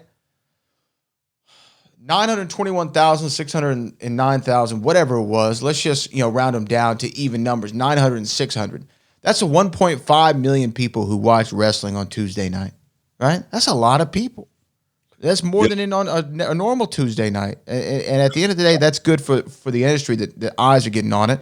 And again, when The Undertaker came out, man, such a huge pop for me. It was so cool. Come on, man. It was such a fan moment. The ending was perfect. It was awesome, man. It was epic. It was a moment for Carmelo Hayes, too. Oh, my gosh. I mean, what a rub. There, something that's going to be indelibly stuck in his brain forever, man. It's going to be seared in his brain, that moment with The Undertaker, because he's a kid. He's a kid having that moment with The Undertaker. I was a grown-ass man having that moment with The Undertaker when he's walking down the aisle and, the music's playing and the lights in the audience, and I'm having this, peach myself and tap myself and go, wake up, you in this match here. You can't be a fan for more. So I understand where Carmelo Hayes was, having that moment there for a second with The Undertaker in the emphasis of his infancy stages of his career. It's That was awesome. And by the way, after working a main event of one of the most important NXT shows ever. Oh, and by the way, John Cena was already in your corner. You know what I mean? Like, yeah. He got the rub. That is the ultimate rub. I was talking about Carmelo Hayes. He name dropping. You know what I mean? You don't want to do that in this business. You know, you don't want to name drop too much in this business. But he definitely got the rub, and deserving of it. That kid is he's an extraordinary talent, and he's gonna definitely do big things in this business. His future is very, very bright. So get your sunglasses, guys. Stick around. You're in the Hall of Fame. We'll be back in a minute. Welcome inside the Hall of Fame. I'm Booker T, 6-time world champ, 2-time Hall of Famer. Got my man Brad Gilmore here with me. We got a very, very special guest inside the Hall of Fame here tonight, representing AEW, but he is a WWE legend. Give him his props, man. Oh, yes. Welcome inside the Hall of Fame, Mark Henry. What's going on, dog? What's going on, man? I'm raising it up. See, you gave me a little bit of that Trick Williams. Yeah, you gave me a little bit. Yeah, man. Yeah, what? Yeah, yeah, man. You know what? Oh, man, you guys got a big event coming into town, AEW Dynamite, as well as Rampage, going down October 18th from the Fort Bend Epicenter in Rosenberg. Kickoff time, 6:30, guys. Don't miss out. Don't get shut out. Talk to me, man. You guys coming to town. Give me the synopsis. Man, I'm excited because we never did Rosenberg before. And anytime you go into a new territory and you know this as good as anybody that's ever booked a show before, you got to leave people going, holy hell. Yeah. And I know for a fact that it's some exciting stuff that's coming. And I'm just looking forward to getting there, man. I'm born and raised Texan. Anytime I'm in a show in Texas, I really want to show out. I tell you, man, let's just go ahead and get the elephant out of the room. Edge. How big is that for AEW? Yeah. Man, that's huge, Book. You know that anytime you get a Hall of Fame caliber talent, not just, and there's levels to it. Yeah. There's levels to it. You know, you got Hall of Fame caliber wrestlers that were more in the assistance role. But when you get a guy that was the franchise, a guy that name was on the top of the bill, even with other unbelievable names, that there was a time when Edge's name was at the top and Undertaker's name was next. Yeah. You know, so anytime you get a guy like that, I'm just saying right now that it's going to be more beneficial, not for ratings, but for the development of the people that he's going to be in the ring with. Yeah. You know, one thing I've been wondering ever since you made the switch over to AEW, you haven't been in the ring or anything like that. What's your role? What's your title in AEW? Look, I never chased titles. Yeah. You know me. I always been a conduit. I always been a guy that wanted the greater good to happen. I always wanted everybody to get to the top. I always wanted success for everybody. And if there was a time when I had a role, I helped run the community effort, the educational programming I ran. I don't do that now. It's a hard job that requires a lot of time, and I'm spending more time working on the psychology side of wrestling with each individual wrestler. I like the fact that I can influence guys to seeing that everything don't work for them. Yeah. And it's more of being a more of a psychology coach than a physical coach. We got guys that teach them how to do it. I teach them where to do it, when to do it, and why you're doing it. Yeah. And those are the things I feel like is the more important elements in pro wrestling, because Booker, you know, we wrestle with some people that athletically couldn't walk and chew bubble gum at the same time. Yeah. But if you talk to them and ask them why you do stuff and where you do it and when, it makes all the difference. Yeah. You kind of like what Gary Hart was to my brother and I in the Global Wrestling Federation. I remember him giving my brother and I some really, really good advice. And he told us right at the end of it, he said, but just remember, I'm not a manager or anything like that. I'm just an advisor. And I go, man, that's gangster, dog. I'm like, that's for real. I'm like, I can't make you do it. Yeah. But if you do what I say, you're going to make it to the mountaintop. When you talk about being an advisor in that role, Mark, and kind of coaching people on psychology, you've always had a great eye for talent. And if anybody knows the people that Mark Henry's recruited to this business over the years, and it's a laundry list of top tier talent. Who are some of the guys or girls in AEW though that you really like to work with on that one-to-one basis that you call aside and really give them the lowdown? Will Hobbs, number one. You tell him to do something once and he do it. Booker, how mad does it make you as a mentor and a coach? You tell somebody to do something, they don't do it. You tell them to do it and they don't do it. You tell them again and they don't do it. And then you ask them, hey, why you ain't do what I asked you? And they go, oh man, I forgot. You know what? I didn't even think about it. I heard all the excuses. Will Hobbs don't have that. Yeah. He implemented immediately. And he is an open book to wanting to be successful. And he takes the advice from people that went there and walked that walk before. And man, I can't wait for him to really, really explain why he's doing what he's doing. But Wardlow, listen, he got it, man. He want to be it, but it's about opportunity. And on the women's side, she already was an established talent. Tony Storm.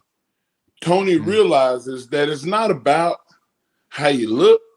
It's not about, who you're connected with. It's about how you make people feel.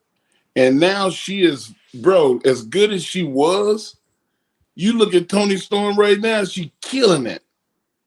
She got the attention of the wrestling world because of her personality and the fact that she's doing something different that feels like her. And Booker, the comfortability in who you are and what you want to portray means all the world to you. And she's killing it. She's killing it.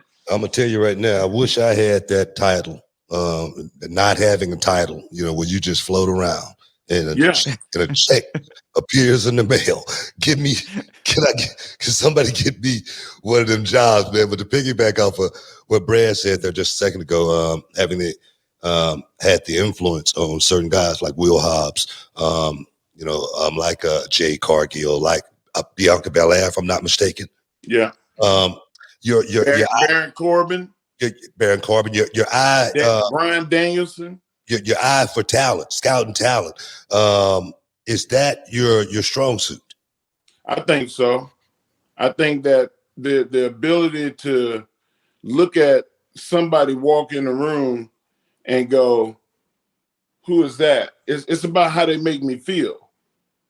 And it's not about how they look. It's about how they make me feel. And Braun Strowman, for example.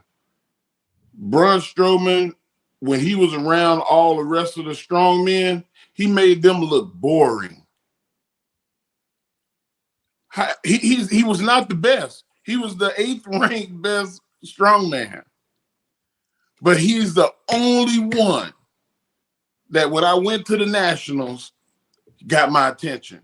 One man out of about 35 people. When you see different, you have to act on it because you may not ever get that opportunity again. Yeah. And it's a moment. When I see people do something spectacular, I saw a little girl in the grocery store the other day. She had fruit in her hand, and she was dancing, doing the fruit dance. Mom, I want to get this apple, and I want to get this pear. And I was like, they need to make this little girl an actress. That's what my eye does. I see it when it happened, and believe me, Booker, I don't ask for permission. You say you want that job, you can have that job. You just got to go prove that what you're saying is correct. Yeah. I went to that kid mama and said, hey, get that baby in some acting classes.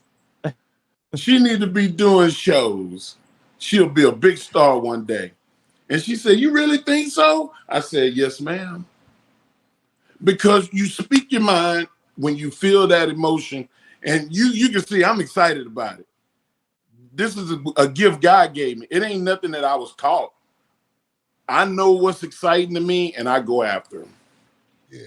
It's going down, guys. AEW Dynamite Rampage, October 18th, Fort Bend Epicenter. Rosenberg, Texas, 6:30. I guess the door is going to open at 6:30. Bell time probably going to be 7:30, guys. Don't miss out. Don't get shut out. AEWTix.com. AEWTix.com. You still can get some tickets. We got some tickets that's as low as $20. And for a whole family, like you got 4 or 5 people for under $100, you can get the high quality entertainment for all your people, where people will be talking about it for the next 2 or 3 weeks. Man, that's a bargain. That's less than going to the movies. You know, for real. For real. Hey man. One question I'm really curious about. MJF. This guy's super talented. I got a chance to hang out with him not too long ago at Peter Rosenberg's wedding. And I was so impressed with this young guy, man.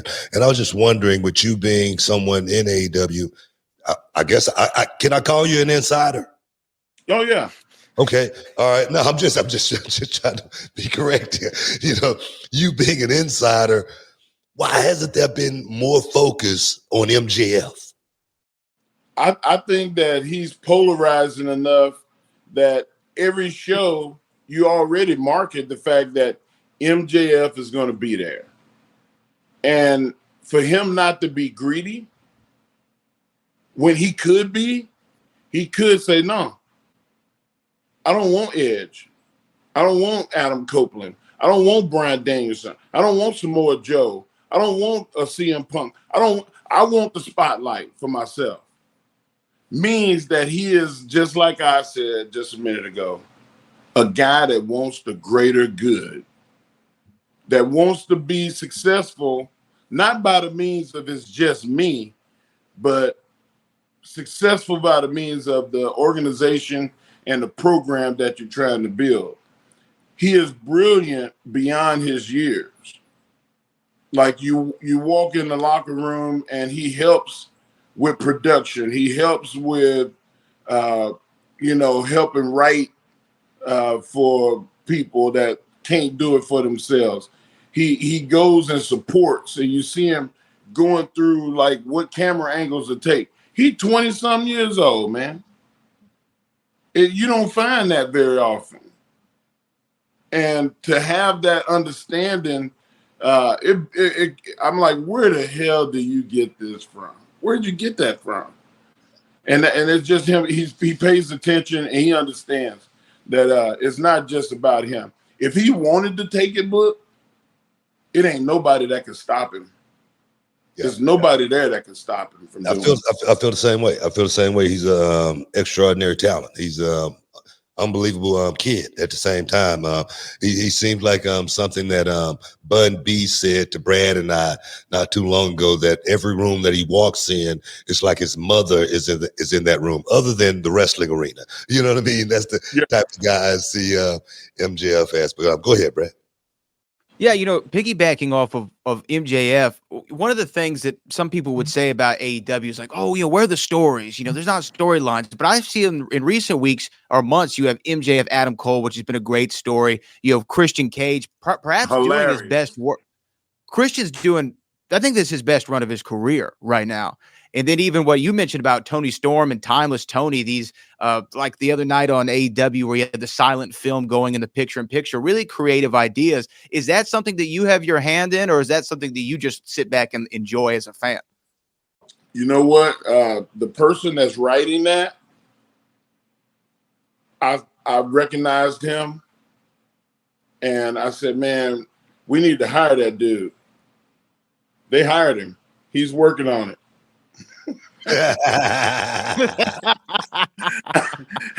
Hey, like I said, I don't have to put my hand on it to get it done. It's like what the people that I recruit and scout and get hired is not always what I did. It's putting the people in the room to get the job done. Yeah. Hey, you just said a name there, and I'd be remiss as a journalist if I didn't speak on CM Punk. I know you was a big supporter of CM Punk. Yeah. Time I heard you speak about CM Punk, it was always high praise. And my question is, why do you think the CM Punk experience didn't work out? And just to give you a synopsis the way I feel about it, I always felt like, CM Punk came in, he was like Elvis, right? Coming into, a small territory. And then, you're working in a small territory with a bunch of young guys. I always say with young guys, you got to be able to go down to their level in order to bring them up to your level. And I felt like CM Punk never really went down to the level of those young guys to kind of bring them up to his level. You can agree to disagree with me on that, but I was just wondering, what was your... Yeah, I disagree. I saw him try to uplift the younger talent, and AEW is not a small pool. AEW is you anytime you can go to an arena and sell 80,000 plus tickets, you're not little. Not trust me, by no means am I saying that. I'm talking about CM Punk coming from WWE, a guy who had a bus, had a huge contract, an abundance of fans, being a guy that was looked at as the guy who was going to take that company to the next level. That's the only thing I'm saying. Okay. As far as that goes.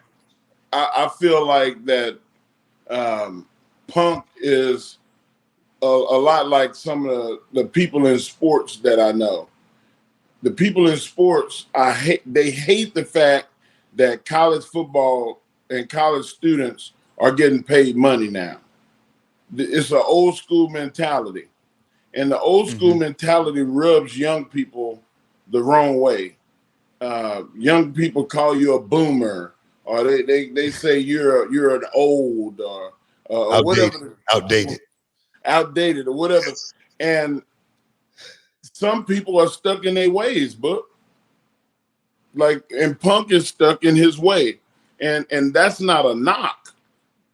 I like people. I like conviction.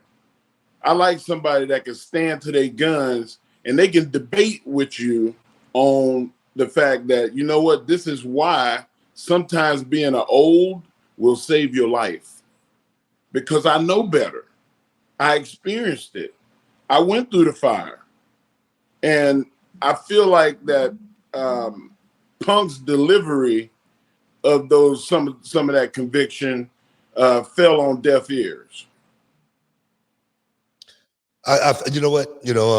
I'm not there, and I definitely didn't see it. That's why when I've always talked about CM Punk, has always been about stuff that's going on in the news. I never spoke about CM Punk from a personal perspective, just because it's just not right for me as somewhat of a journalist to speak from those terms. Part time. Hey, Book, you know who you are? You're a part-time journalist, full-time bad. You better shut your mouth. I can dig it. Yeah. And I'm excited though for AEW to be in Rosenberg, right here in the Houston area. Anybody listening, Rosenberg's, just a hop, skip, and a jump, not a far drive at all. And it's right down the road, man. And I'm excited because the first AEW show I went to, it was over in the University of Houston arena that they had over there. And I told Booker afterward, because I had not been to a show, I go, man, there's a real vibe. there at He had, AEW. he had a buzz, and he don't drink, and he don't smoke. I did. I was like, Listen. man, you know, it had a vibe to it. Bro, AEW is the only place that I ever saw in wrestling where they tailgate. Where listen, they come in the audience already primed. They ready to have a party, man, like that. You sat in the crowd. That crowd is nuts. They are. But in a great way. And I love the fact that AEW does not put a premium on them having signs. Book, you remember in the Attitude Era and in our time, like, man, the crowd was full of signs and people jumping up and down. And if you stood up too long in front of somebody could say, hey, man, can you sit down for a second? It ain't nothing going on. Like, it was open. That's the way the crowd is at AEW. Like, we don't micromanage the crowd. Now, we will enforce it. We put that disclaimer out. If you do this and you do this, you're going to be removed. But we not standing. We don't have security standing out there in the crowd telling people, hey, sit down. Put those signs down. No signs. Like, we don't do that. Yeah. And you got to let the people have fun, man. They pay their money, man. Like, this world is you look around at this world and there's a lot of elements to it that suck. You want to go to the show and get away from the real world. And just if it's just for a couple of hours, and AEW allows the fans to have that time. That's something that I said in the outset of AEW when they first started. It wasn't like the biggest like WWE crowds or anything like that, but I remember telling Brad, I say, man, when you got that many people in a room and you see it on television and they're all having a lot of fun, man, that's dangerous. It's dangerous. And the reason I say that is because of and you remember me saying that, Brad? Yeah. And the reason I say that is because when I used to watch ECW, in that small little room down there in Philly, that place was I got goosebumps just thinking about it. It was so energetic. Those fans, you still there? Mark, you still there? Back to what I was saying. Those fans in that ECW arena, they were rabid, man. Yeah. And I always felt like if ECW would have been around in the age of the social media world, good God, I can only imagine how that thing would have grown. So you're wrong. What? If they would have been around now in the social media era, there would have been like 10 people go to jail. If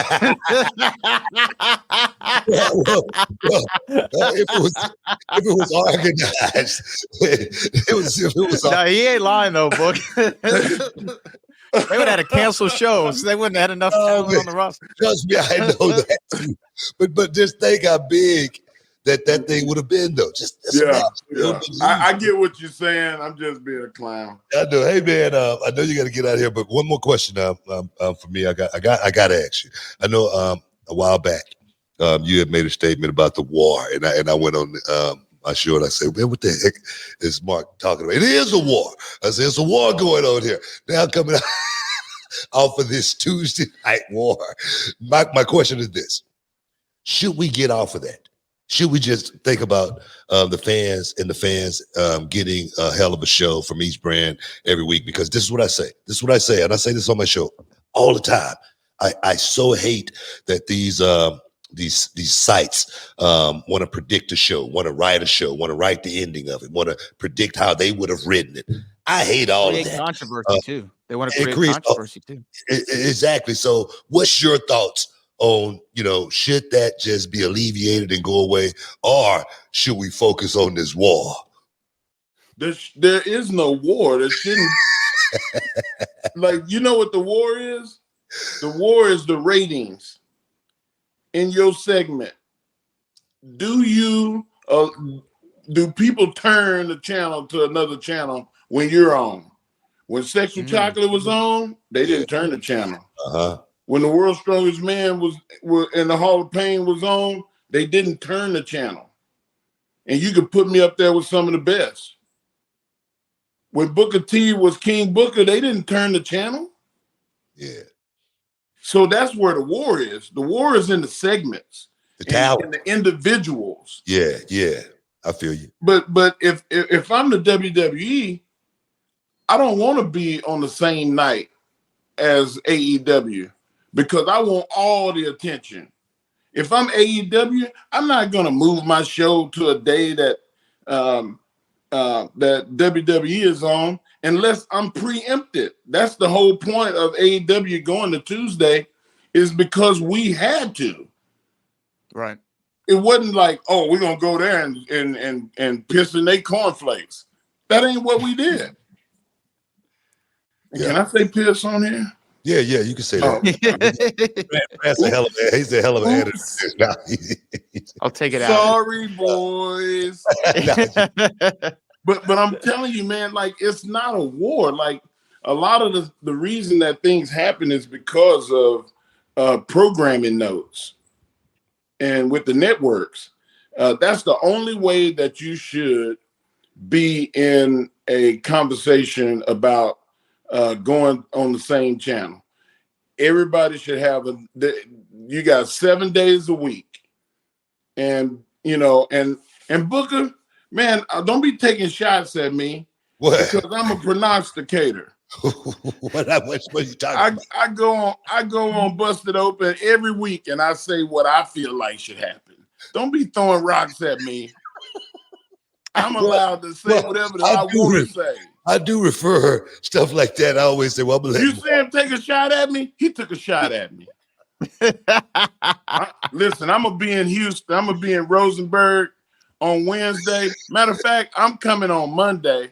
And I'm coming straight to your school. Me and you got to sit down and have an eye-to-eye, but you can't be taking shots at me. I'm sensitive. Bro, I'm just, look, I'm sensitive. I just came to throw up softballs, man. I got to get some stuff in there. People watching, man. If they watch this and they go, man, Book didn't ask him nothing. Book didn't say nothing. He just gave him a lot of softball questions. No, man, it's real talk, man. It's real talk. And that's what I appreciate about you, being able to go on your show on Busted Open and being able to talk real and be able to talk, you know, exactly the way you feel about it. Because I do the same thing here. I do the same thing. Hey, Book, you know what I like is when I make those suggestions and those prognostications, they get used. Oh, trust me. Trust me. We've had a lot of we get on Busted Open and we start talking. And the next week, they doing what we said. Oh my because God. It's better than the stuff they wrote. No, but you know what, man? They ain't hating on it. They ain't hating on it. We all gotta do what we do, man. But you guys definitely got something good going over there. And I love wrestling, man. I love the fans being able to enjoy this stuff. I always talk about the memories that the fans always give me when I'm at a convention or something like that, because a lot of stuff that I did, if it didn't touch me, if I didn't feel a certain way, I don't remember it, you know. But those fans that remembered it, man, they'll come up to me from 20, 30 years ago, man, and it might be a guy, man, an older guy, man, he might have a tear in his eye from something that you did that many years ago. So the life-lasting memories that this business create, it's universal, man. It goes all the way across the board. I'm talking about from Japan, all the way to, you know, New Japan, to WWE, to AEW, Impact Wrestling. It goes all over, man. And it's that at the end of the day, that really, truly, at the end of the day, is what it's truly all about. Those fans, and I say that because I see it on a regular basis. I've never seen one fan come up to me and have a bad story about wrestling. Not one time have I ever had that. And that's what I'm hoping that we can get done in Rosenberg. I'm hoping that we can go and create a memory, that we can go and create a moment for them that people gonna say, man, I was there that night. Yeah. And AEW has a good history of doing that, especially in new arenas. especially in places where we've never been, and we want that territory. Man, we need another first down. That's the way I keep telling people. Like, it's about keeping the ball movement. We gotta get another first down and a first down. You're not gonna score every time. But AEW is moving the ball, man, and I love it, and I pray that everybody feels the way that I do is about sacrifice and trying to make it better for everybody. And MJF is doing it. He gonna be there, and Adam Copeland and the list goes on. It's going to be a hell of a show. And if you are not committed to something right now, that's the only place you need to be in Houston on Wednesday night. AEWTix.com, guys. AEW Dynamite Rampage going down October 18th, Fort Bend Epicenter. Rosenberg, Texas, 6:30. The doors open, guys. You don't want to miss out. You don't want to get shut up. But make sure when Tony Khan roll back through Texas, he check in with me first, because this is my territory, dog. This reality. I'm just saying. You better make sure you check in with me. Something. We're gonna get our Houston pass revoked. Exactly. Something. I want to thank you, man. My brother gonna jump out a bowl of rice. I want to thank you for stepping inside the Hall of Fame, giving us a little champagne wishes and caviar dreams. That's my man, Mark Henry. We appreciate you, bro. Hey, man, I appreciate y'all, man. I love the show. Just the fact that we're on here means a lot about pro wrestling.